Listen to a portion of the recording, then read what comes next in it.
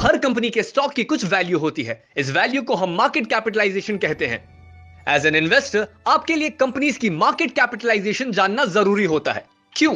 ताकि आपको अंदाजा हो कि एक कंपनी कितनी बड़ी है। This will in turn impact the risk associated with a stock. Market capitalisation के बेसिस पे कंपनीज को हम large cap stocks, mid cap stocks और स्मॉल कैप स्टॉक्स में क्लासिफाई करते हैं।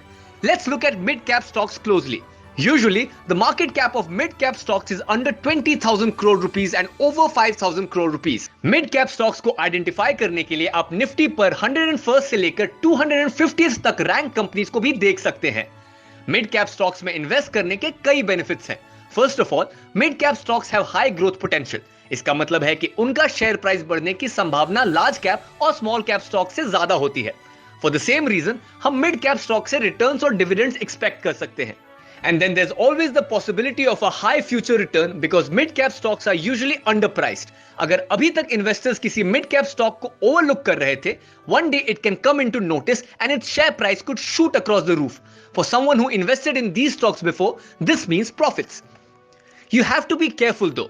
Large cap stocks के comparison में mid-cap stocks carry a higher risk. Interested in investing in mid-cap stocks? India के टॉप मिड कैप स्टॉक्स के बारे में डिटेल में जानने के लिए सुनिए एंजल ब्रोकिंग का पॉडकास्ट।